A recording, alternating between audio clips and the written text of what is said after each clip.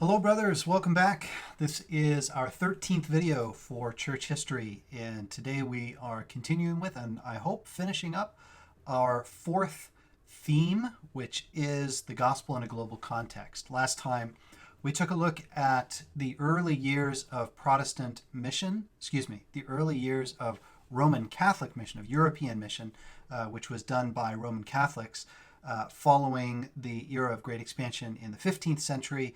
Roman Catholic missionaries went into all the world and brought the gospel, or at least a Roman Catholic version of the gospel, to many parts of the world that had never received it before.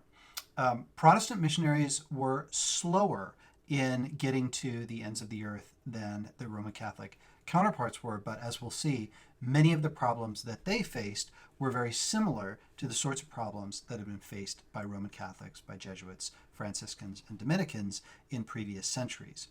If 1500s were the era of the great Catholic missionary expansion, the 1800s, the 19th century, were the time of the great Protestant missionary expeditions. This happens, by the way, chronologically to coincide with a lot of other important things that are happening in world history. One of them is urbanization, people moving to cities. Another is industrialization, the development of factories and of industrial tools and the weapons that came along with them. Europe, of course, was at the forefront of doing this, and that spurred in the 19th century a second great colonial expansion by Europe into Africa and Asia. Sometimes this is called neo-colonialism, to separate it, to distinguish it from the colonial adventures which had happened in the 16th, 17th, and 18th century. This now was colonialism fueled or empowered by industrialization. So neo-colonialism. Another element that comes together with the great era of Protestant missions is what is sometimes called the civilizing mission, or sometimes the white man's burden, the civilizing mission or the white man's burden. This was a notion that developed and is in some ways particularly connected with Rudyard Kipling, the English poet, who lived in India as a young boy for some time and wrote several important stories, or interesting stories, about Indian life. Rudyard Kipling wrote a poem in 1899 called The White Man's Burden. And in that poem, he essentially argued, it was written to an American audience, but he essentially argued that it was the responsibility of white Europeans and North Americans to take up the burden of leading less developed, more primitive peoples around the world into civilization. So hence the civilizing mission. This was an impulse, this was a motivation for some people to become involved in neocolonialism so that they could improve, I'll put that in quotes, improve the life of people in more backwards, primitive, savage types of environments and bring them into a more civilized world. Perhaps with the eyes of 21st century people, we have a hard time hearing that.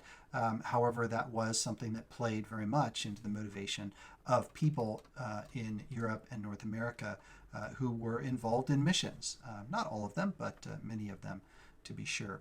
Now, the missionaries themselves who went, as is always the case, existed in a complex relationship with colonialism. Sometimes they went before the colonies developed. Sometimes they came after colonies already existed. Sometimes they found themselves working in collaboration with colonial powers. Sometimes they found themselves working in opposition to colonial powers. So there's no simple model that we can offer about the relationship between missionaries and the colonial powers. It is simply complex. What we can say is that there were a variety of different approaches to the local culture. Not everyone was seeking simply to destroy the existing culture. In fact, that was in some ways a minority view. I'm going to lay out 4 different approaches that Protestant missionaries had to the local cultures within which they found themselves. And those four local approaches, those four approaches to local culture, I'll give you all four of them right now, and then I'll talk about each one of them individually. The first is replacement. The second is indifference. The third is ennoblement. And the fourth is indigenization. These, by the way, are drawn from a book called Intercultural Hermeneutics, written by Henning Rogemann. Henning Rogemann proposes these categories, these approaches, as ways of describing the different approaches that missionaries had in the 19th century as they moved into missionary context. So some missionaries went into foreign lands and interacted with local cultures in a way that sought to replace those cultures.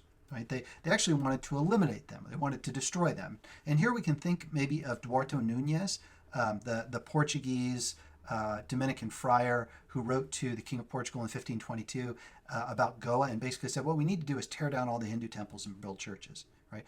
In fact, Roman Catholic missionaries did that in Latin America.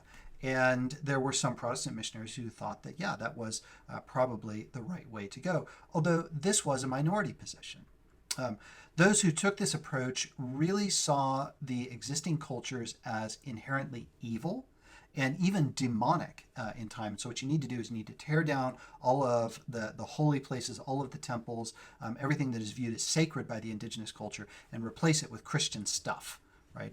Put churches up instead, assert authority over those places so that Christ is seen as the Lord over those places. A second approach would be what's called indifference, and this would be really the approach that Moravian missionaries took. Moravian missionaries were sent out beginning in the middle of the 18th century, so they're quite early, and they continued to work for a long time. Moravian missionaries, who were a remarkable group in many ways, really didn't care about culture at all. All that they cared about was converting individuals. And so they would go to individuals, they would convert them, and then they would move on to the next individual. They weren't really worried about trying to change the cultures within which those individuals lived. They figured that the individuals would handle the situation on their own. They simply worked from person to person. They ignored the entire issue of culture and Christianity. A third approach was what we might call ennoblement. And here, the idea is a bit complicated, but I'll try to describe it simply. The idea with ennoblement is that cultures have a telos, right? A telos means a goal or a purpose. And that purpose is to look like the sort of culture that fits Christianity. Now, some Europeans would probably suggest that the European culture was that telos, or at least much closer to that telos than any other culture that existed in the world. And that was because they had had Christianity for so long and it had worked its way in and transformed the culture effectively. Now, if European culture is sort of up here, then all other cultures in the world are on a kind of declining scale towards the most primitive down here. And those who took an ennoblement approach said that if we want to convert people down here, the first thing we have to do is we have to change their civilization. We have to change their culture, because this culture down here is simply not ready to embrace the gospel. It's not going to work here. And so we actually have to do cultural change and kind of bring them up the ladder before Christianity is going to make sense. Now, they said there are other cultures, like perhaps Indian or Chinese or Japanese cultures that are more advanced, more cultured, which are ready right now to begin hearing the gospel and accepting it. That is the idea behind ennoblement. And then a fourth category, and this is almost the exact opposite of ennoblement. We call this indigenization. The approach to indigenization is not to change the culture so that you can reach the people, but rather to reach the people so that you can change the culture. So those who favor this approach would say, let's choose a people group, right? A specific, discrete people group. And let's work with that people group, right? And begin changing them one by one. And as we do that, as we change those individuals, once we get to a critical mass, or once we get all of them converted to Christianity, then their culture will change, and then their culture will begin to improve and to look more like European culture. Well, having looked at the theory behind Protestant missions, let's try to give some concrete examples of what Protestant missions actually look like. Now, as I've said before, in the early days, and I mean by that in the 16th, the 17th, even some of the 18th century, Protestants were not particularly active in sending missionaries outside of Europe. There is some, but not a lot. The reason for this, most simply put, is that they were focused on reaching the lost in Europe. While there was a desire, a strong desire, to see the gospel go to all nations and to the ends of the earth, their primary focus was, number one, staying alive, and number two, trying to reach the lost within Europe, that is, the Roman Catholics. By the 18th century, however, there was a growing concern, at least among some groups, to see the gospel go out. That looks a lot like the sort of missionary work that would be done in the 19th and the 20th and now the 21st century. I'm thinking here in particular of a man named Nicholas Zinzendorf. Zinzendorf was a Lutheran, but a Lutheran who had been deeply influenced by a brand of theology and spirituality called Pietism. Now, Pietism is quite interesting. On the one hand, the thing that Pietism wants above all is a lively, living, sincere, vibrant faith. And that's good. We want that. But it, at the same time, says the thing that fights against that lively, living, vibrant faith is a focus on theology, right? The dry, dead theology of the scholastics is the last thing that you want to give attention to. And so pietists are going to tend not to think about theology, right? They want to simply experience God. So Zinzendorf is of this sort. He's a wealthy man. He's actually a nobleman, and he begins a community. We can call this a sort of religious community, a spiritual community, called Herrnhut. He buys some land and he establishes there a community initially of religious exiles, especially about 200 Moravian exiles. The Moravians were the followers of Jan Hus, who had been kicked off of their ancestral lands, and they find a home on Zinzendorf's property at Herrnhut.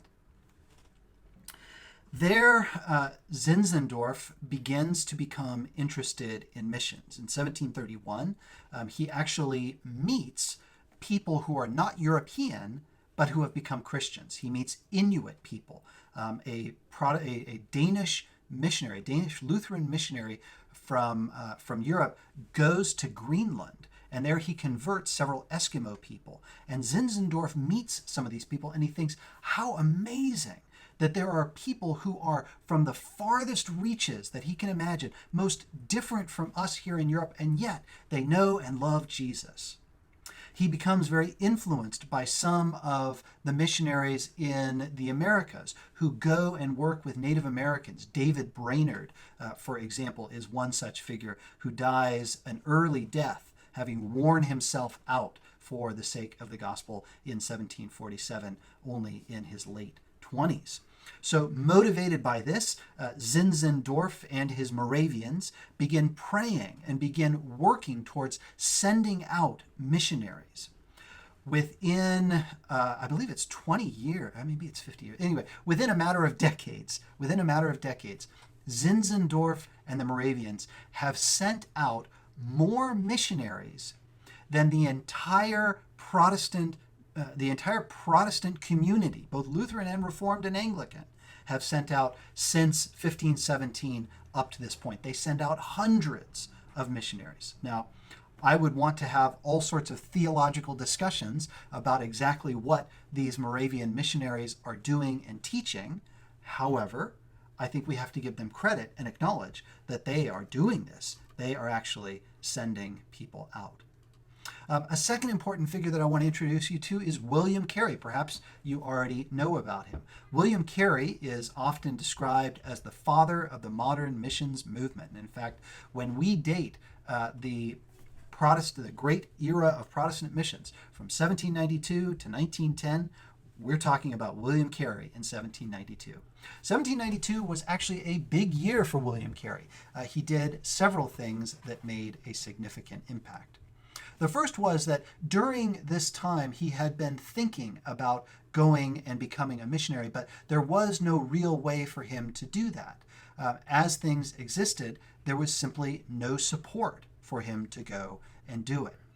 What Carey decided to do was to write a book, and so he did. He wrote an inquiry into the obligation for Christians to use means for the conversion of the heathen.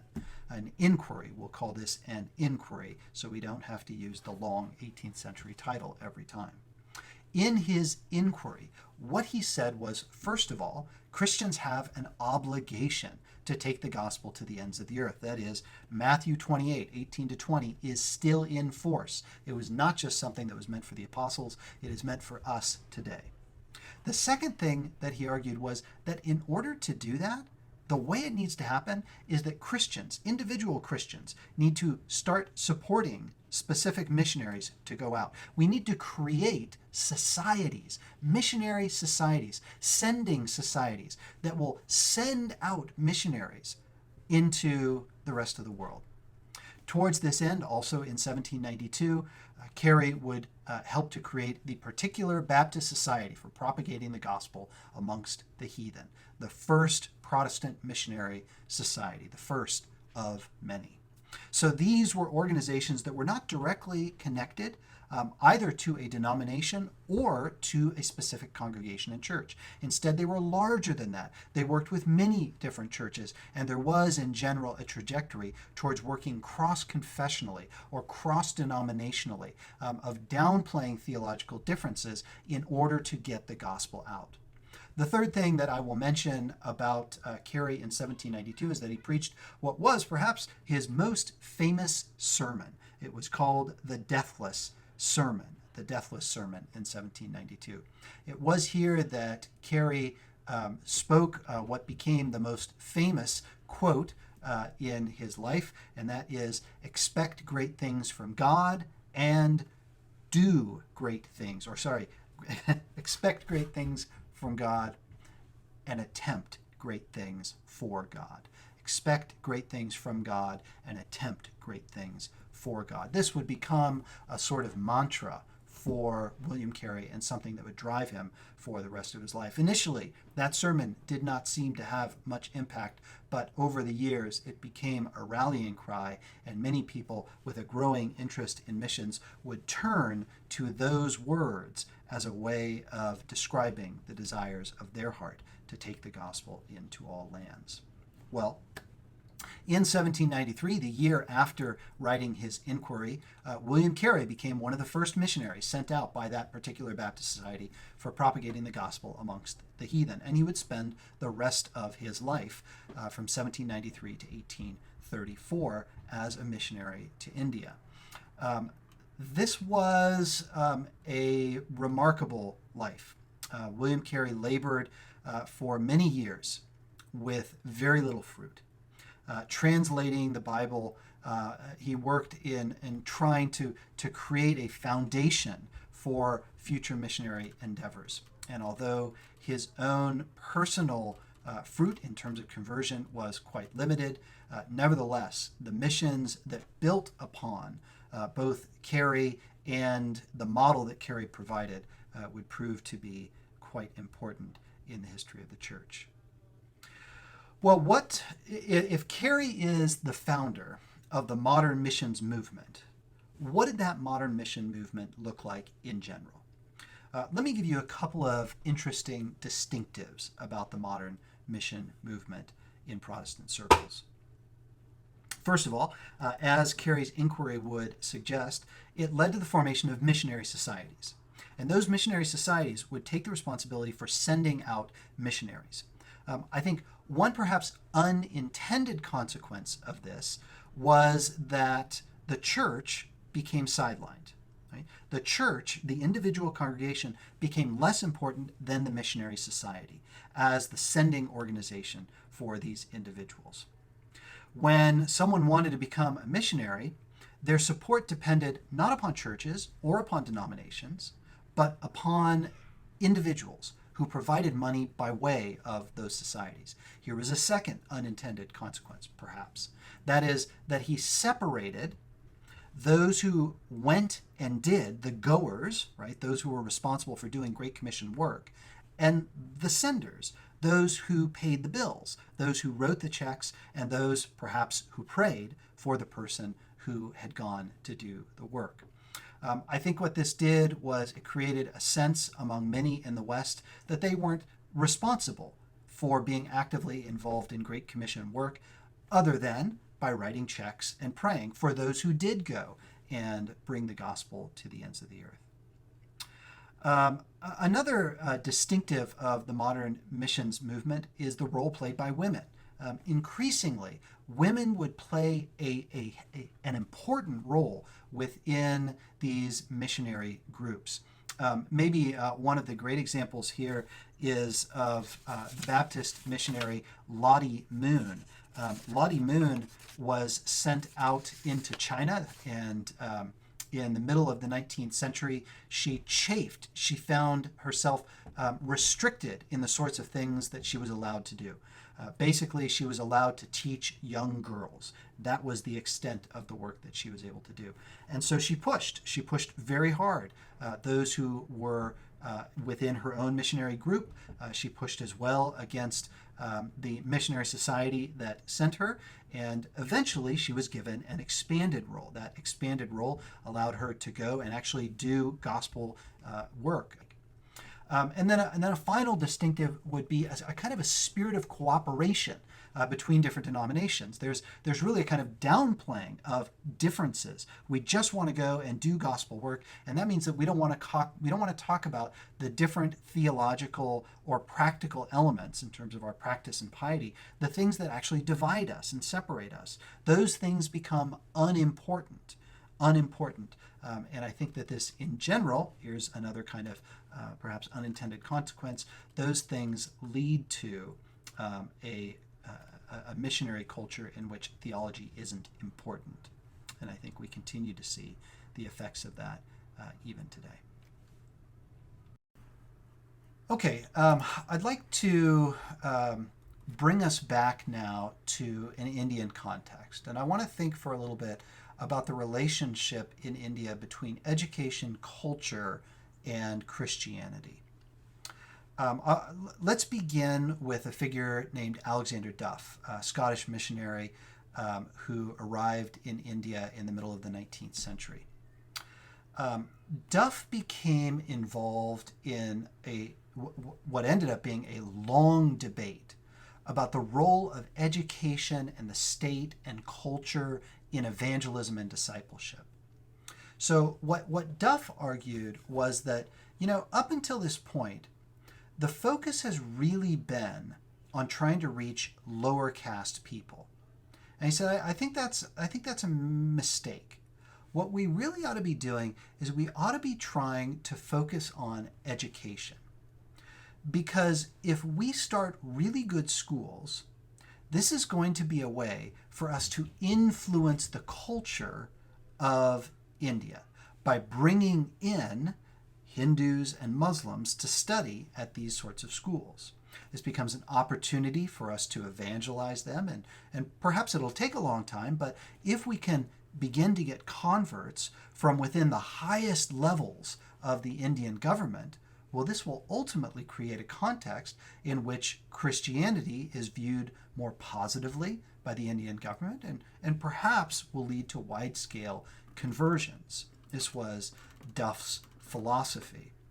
But what this does is it really raises all sorts of questions about the relationship between Hindu culture and Christianity.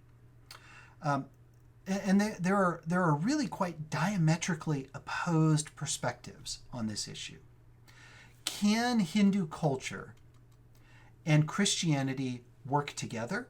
Are they compatible with one another? Right now we're back to Robert de Nobile. Or are they incompatible with one another? Do they have to be kept separate at all costs? Can you be a Hindu and a Christian? Or must you choose one or the other? In India, this played out throughout the 19th and the early 20th century. And interestingly, the center of the controversy was in Chennai, Madras. At Madras Christian College, a number of European missionaries arrived, I think in large part Scottish missionaries. And I'm thinking in particular of two of them, William Miller and John Farquhar. Miller and then Farquhar after him developed what was sometimes called fulfillment theology. And what they wanted to argue was that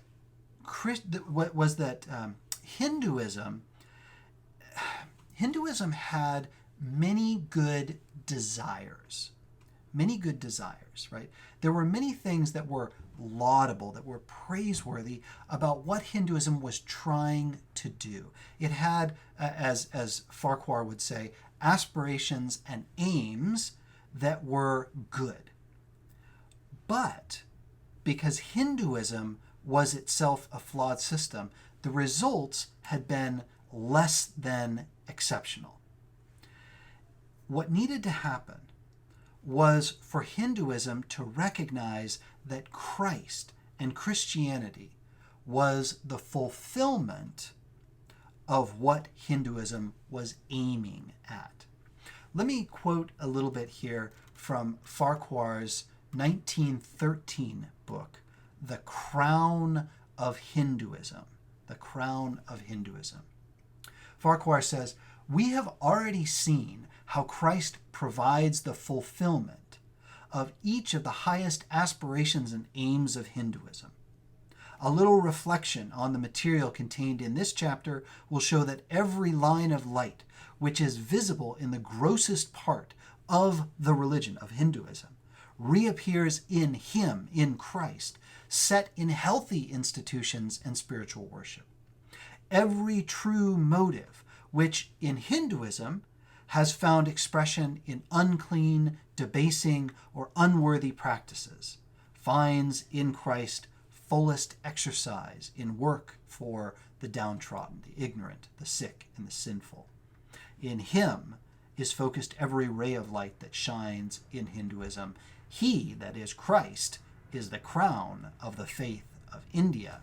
So you want to be a true Hindu, you want to be a true Indian, the way to do that is by embracing Christ. And then you will see that all of the highest desires that your society has longed for will be fulfilled in Him. No more caste system, which has brought so much oppression and destruction to people's lives. Instead, you will have a society where all are brothers and all love one another. Well, no surprise, this theology of fulfillment was not embraced by everyone, and in particular, the ideology of Hindutva, Hindu nationalism, which developed around the same time that Farquhar and Miller were working, would take a very different tact. Here again, we can quote from Vinayak Damodar Savarkar, who we've already seen once before in this course, in his book Hindutva from 1923. Savarkar argued that we Hindus are bound together not only by the tie of the love we bear to a common fatherland and by the common blood that courses through our veins and keeps our hearts throbbing and our affections warm, but also by the tie of the common heritage we pay to our great civilization, our Hindu culture, which could not be better rendered than by the word Sanskriti suggestive as it is of that language. Sanskrit, which has been the chosen means of expression and preservation of that culture, of all that was best and worth preserving in the history of the race. We are one because we are a nation, a race, and own a common Sanskriti civilization. There is Savarkar. Hindus don't need any fulfillment beyond their own culture. This is all that we need. Now, just to make the whole thing a little bit more complicated, let's bring in a third way of looking at the situation by bringing in Dalit theology once again. Dalit theology has its roots in some ways in the mass movements that developed throughout the 1800s. I'm thinking here maybe of a figure like Vedanayagam Samuel Azariah, who dies in 1945, or a slightly later figure, Arvind P. Nirmal, who died only in 1995, so relatively recently, who worked at Gurkul Lutheran Theological College. Both of these figures recoiled at the way in which the gospel had been contextualized by previous missionaries. That is, they said, by making it appealing to Brahmins, right? By those who were elites. And this is right. This is exactly the sort of thing that Miller, that Farquhar, and even in the generation before him, Alexander Duff had been attempting to do. Let's reach the highest levels of society in an effort to transform the culture that we are trying to reach. Azariah Nirmal thought that this was a sellout of what the gospel could be. So Azariah, writing in the 1930s in his book Christ in the Indian Villages, took a very different approach. He said the church in India is essentially a village. It's a village church. Its problems are village problems. Its education needs to be adapted to the conditions of village life, and its leaders must be men and women able and willing to live and work among village folk. And it is the church of the poor. This fact has often been cast in its teeth as a reproach. In reality, is its glory. Psalmists and prophets in the Jewish church proclaimed that Jehovah is a God who cares for the poor. The Son of God, when he came into the world, was anointed to preach good tidings to the poor. The crowning proof of his messiahship was that the poor had the gospel preached to them. The goal for Azariah, as it was for Nirmal, was not to fulfill Brahminic theology by drawing the elites of culture into Christianity and so transforming culture in that way, but rather to recognize that Christianity was a message that appealed to the downtrodden, to the oppressed, to those who were outcast, that is, to the Dalit, and that should be where the church would grow. Well, I think our time has gone on long enough for the day. There's more to talk about, as there always is, but I think for now we will bring it to an end. God bless you, brothers. I'll see you next time.